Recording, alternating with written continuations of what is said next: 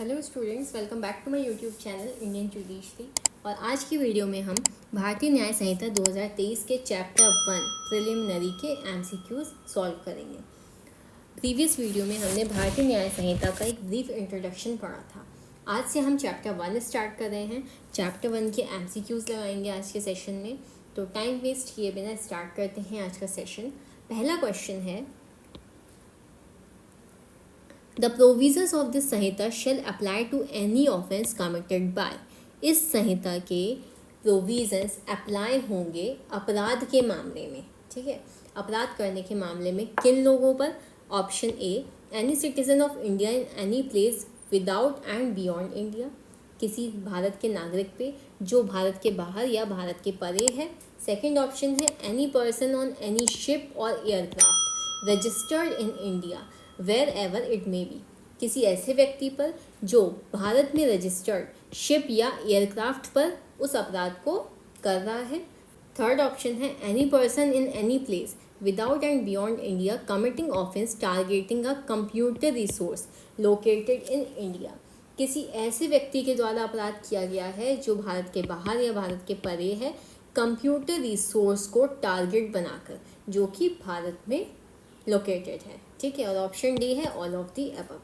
तो इस क्वेश्चन का सही आंसर हो जाएगा option number D, all of the above. ठीक है, ये हमें कहाँ दिया है? तो ये हमें दिया है सेक्शन 1 के सबसेक्शन 5 में। ठीक है, नेक्स्ट क्वेश्चन देखेंगे हम, question number 2। Nothing in this Sanhita shall affect the provisions of any act for punishing mutiny and desertion of. इस संहिता की कोई भी बात म्यूटिनी और डिजर्शन, ठीक है, म्यूटिनी होता है विद्रोह और डिजर्शन होता है अभित्यजन या फिर परित्याग, इन मामलों में दंडित करने वाले किसी एक्ट के प्रोविज़न पर अप्लाई नहीं होगी। ठीक है, और किन लोगों की बात की गई है? Option A officers, option B soldiers, option C sailors और airman in the service of government of India और the provision of any special और लोकल लॉ, और ऑप्शन डी है ऑल ऑफ दी अबव। तो आंसर हो जाएगा यहाँ पे option number D, all of the above. ठीक है, इस संहिता की कोई भी बात म्यूटिनी और डिजर्शन के मामलों में दंडित देने वाले किसी भी प्रोविजन पर अप्लाई नहीं होगी। अगर किसी भारत सरकार में की सर्विस में अगर कोई ऑफिसर है, सोल्जर है, सेलर या एयरमैन है, उनके द्वारा अगर ऐसे लोगों को पनिशमेंट दी गई है तो। ठीक है, ये हमें कहाँ दिया है भारतीय न्याय संहिता में? ये दिया है हमें सेक्शन 1 के सबसेक्शन 6 में। ठीक है, नेक्स्ट क्वेश्चन है question number 3। A, who is a citizen of India commits a murder in any place without and beyond India. A जो कि भारत का नागरिक है, ठीक है, वो मर्डर कमिट करता है भारत के बाहर या भारत के परे किसी जगह पर।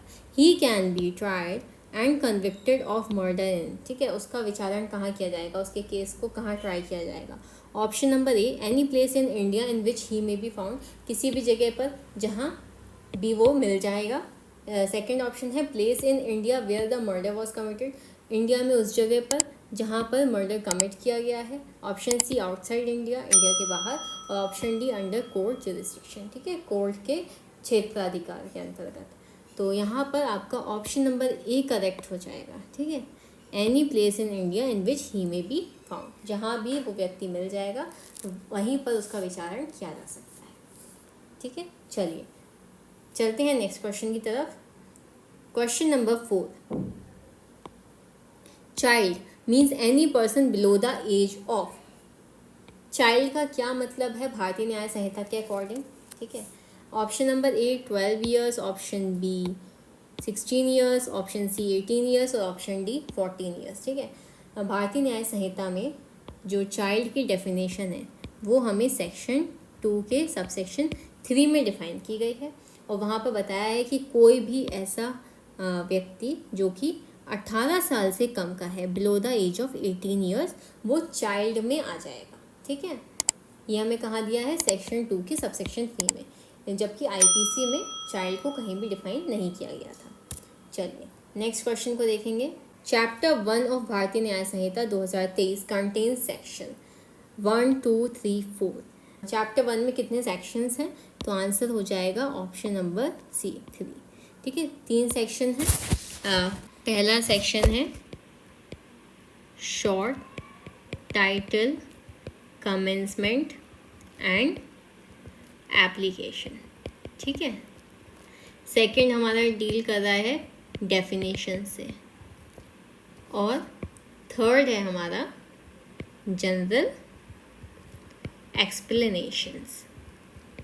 ठीक है, तो टोटल 3 सेक्शंस हैं इसमें। नेक्स्ट क्वेश्चन देखेंगे, question number 6। Document includes. Document की डेफिनेशन कहाँ दी है? सबसे पहली बात, डॉक्यूमेंट की डेफिनेशन दी है हमें सेक्शन 2 के सबसेक्शन 8 में, जबकि ये भारतीय न्याय संहिता में है। ठीक है, भारतीय न्याय संहिता में हमें सेक्शन 2 के सबसेक्शन 8 में दी है डेफिनेशन, जबकि आईपीसी में हम इसे पढ़ रहे थे सेक्शन 29 में। चलिए देखते हैं क्या इंक्लूड करता है document. Option number A, a check upon a banker. Option number B, a power of attorney. Option C, a map or plan which is intended to be used or which may be used as evidence, और option D all of the above. तो answer हो जाएगा यहाँ पे हमारा option number D all of the above. ठीक है, ये तीनों तो आ ही जाएंगे डॉक्यूमेंट में, साथ ही साथ ये हमें सेक्शन 2 का सबसेक्शन 8 बता रहा है कोई कॉन्ट्रैक्ट भी डॉक्यूमेंट होगा और कोई भी ऐसा लेख, ठीक है, जो कि कंटेन कर रहा है डायरेक्शंस और इंस्ट्रक्शंस। ठीक है, ये भी दोनों डॉक्यूमेंट। चलिए नेक्स्ट क्वेश्चन की तरफ, question number 7। The pronoun he and its derivatives are used of any person. He का प्रयोग किस व्यक्ति के लिए किया गया है? तो भारतीय न्याय संहिता की अगर हम बात करें, ठीक है, तो ये हमें दिया है सेक्शन 2 के सबसेक्शन 10 में, जबकि आईपीसी में हमें ये दिया था सेक्शन 8 में। ये किसकी डेफिनेशन है?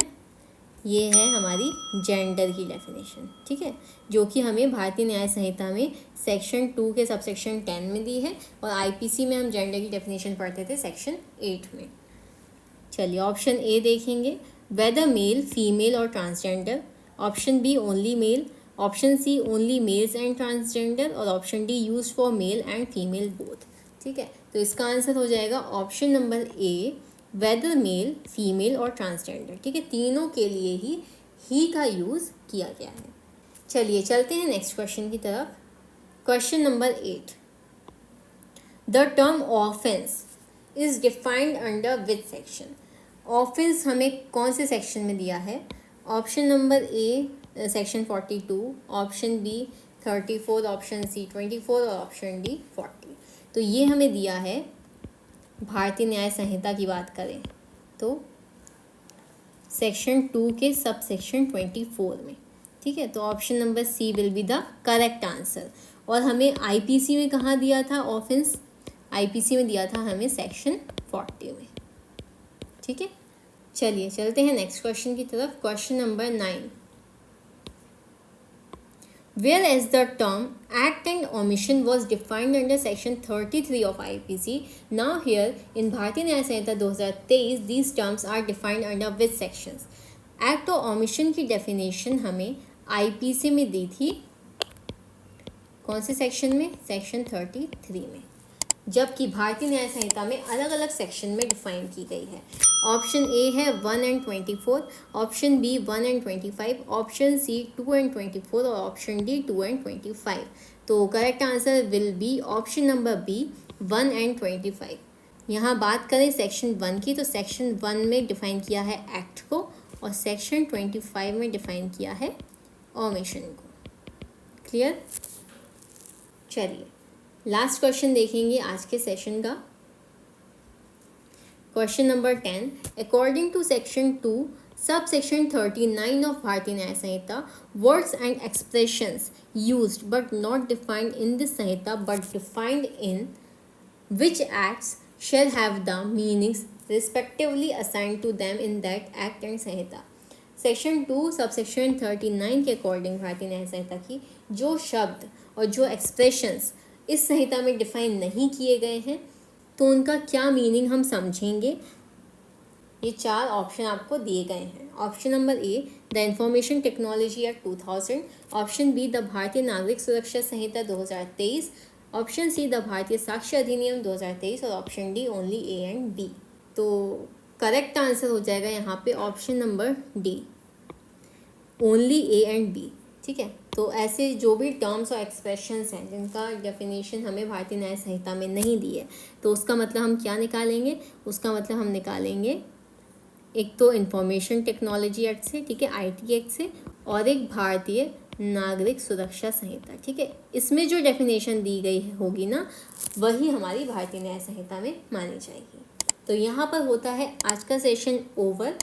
लास्ट में आपसे मैं एक क्वेश्चन पूछ रही हूँ कि जो सेक्शन 2 है डेफिनेशंस, ठीक है, इसमें कुल कितनी डेफिनेशन हमें दी गई हैं भारतीय न्याय संहिता के अंतर्गत। Please let me know in a comment section. Video पसंद आई हो तो वीडियो को लाइक कीजिएगा, सब्सक्राइब कीजिएगा चैनल को, बेल आइकन को भी ज़रूर प्रेस कीजिएगा जिससे कि आने वाली हर नोटिफिकेशन आप तक सबसे पहले पहुंच जाए। मिलते हैं नेक्स्ट वीडियो में। Thank you for watching.